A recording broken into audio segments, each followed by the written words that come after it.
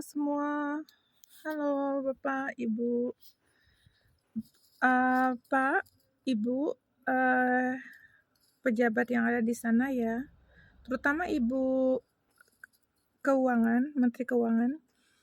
Ibu, maksudnya warga itu dia teriak-teriak ya, mereka itu mau kerja. Ibu kan bilang kita harus kerja, kita harus usaha, kalau nggak ada pekerjaan harus usaha. Begitu kita buka warung atau buka sekedar jualan cilok, bakso, gorengan, gado-gado, atau apalah ya, terus dipajakin, Bu.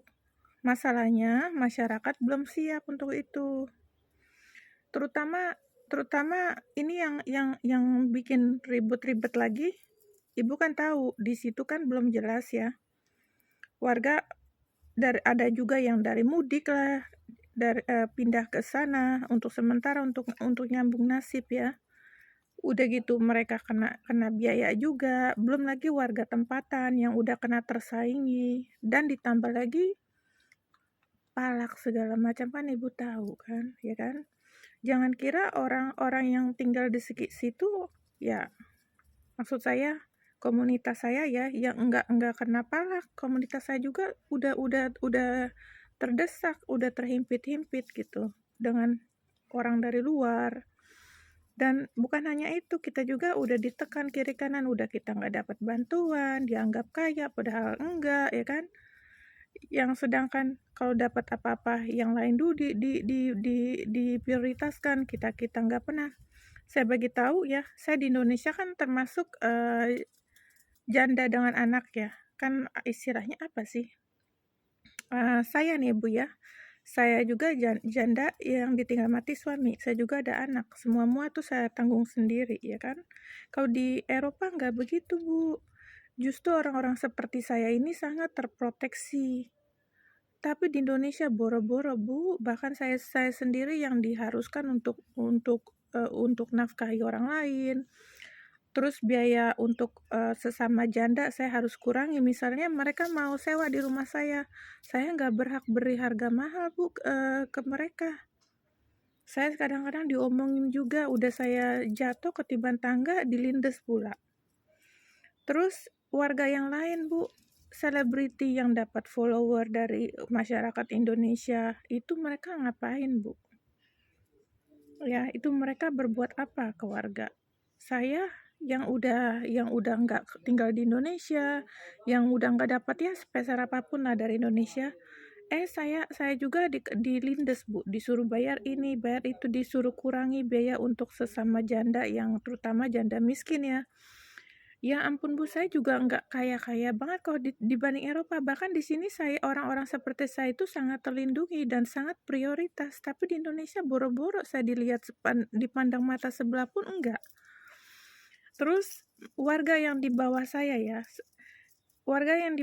ya, dia tuh pendapatannya udah kurang, udah gitu mereka juga disuruh bayar pajak dengan biaya macam-macam. Kenapa Ibu nggak kenakan itu biaya ke perusahaan luar terutama? Dan juga orang-orang yang udah mapan kan banyak Bu, mereka kan lebih cerdik ketimbang pedagang yang nggak seberapa lah ya.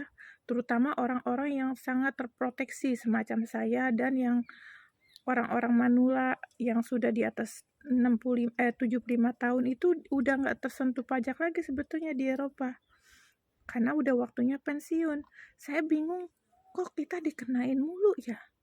Ya, kayaknya wah ini pantasnya harus dikenain. Udah kita seumur hidup dikenain pajak kiri dan kanan di luar negeri, di Indonesia kena, di sini kena, kayaknya ditonjok mulu gitu ya. Dan juga warga kita kayaknya belum siap untuk yang namanya kenal tuh pajak ya Bu ya.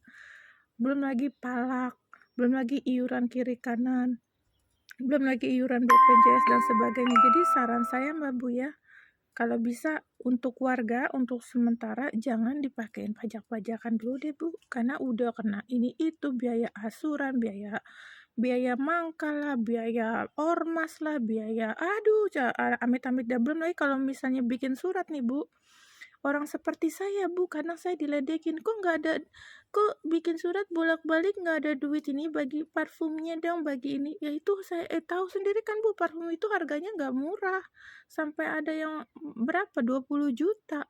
Ada parfum yang murah aja yang ukuran kecil aja, Bu, itu saya mesti ngumpet-ngumpet dari bea cukai. Emang Ibu kira orang-orang Indonesia itu nggak celamitan, nggak malakin? Apa saya harus pakai kamera gitu seperti orang Belanda dulu, dia dipalakin waktu tinggal di Indonesia, terus dia pakai kamera gitu. Ibu maunya begitu? Apa nggak malu? Ntar kelihatan banyak orang. Terutama karena posisi saya ada di luar negeri ya, di Eropa, apa Ibu nggak malu nanti kalau video itu viral kemana-mana? Betul nggak? Malah nanti jadi celah orang-orang bule yang nakal ya. Saya nggak bilang bule yang putih aja, ada juga bule dari kiri kanan lah ya, dari Rusia kah, atau dari Balkan kah, atau dari orang asing dari Nigeria kah, atau orang asing dari ya mana-mana lah, yang buka usaha dia akan memanfaatkan celah itu. Jadi Ibu mendingan fokus juga ke orang-orang asing ini yang kerja diem-diem, yang kos-kosan diem-diem, tapi dia tuh dapat duitnya dikoleksi sendiri. Coba kita, Bu, nggak bisa. Mereka ngirimnya pakai apa tuh bayarannya? Pakai PayPal atau pakai iuran segala macam. Enak banget itu, lancar. Sedangkan pedagang ya ilah, Bu, dapat secuitnya juga ibarat kayak tetesan embun, nggak seberapa. Mendingan yang itu yang di fokus kayak di Eropa dong, Bu. Nyarinya yang begitu. Lihat tuh daftar-daftar mereka, liatin mereka kadang-kadang bawa temen dari airport langsung ke tempat tinggalnya.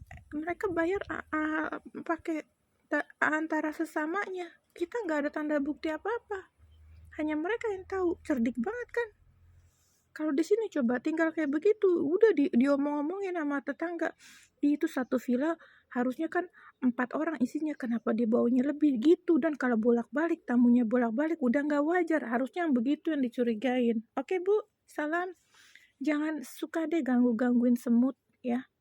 Ada gajah di depan mata ibu nggak kelihatan. Ya semut lagi yang udah ngumpet-ngumpet masih diganggu juga. Oke, Bu ya, salam.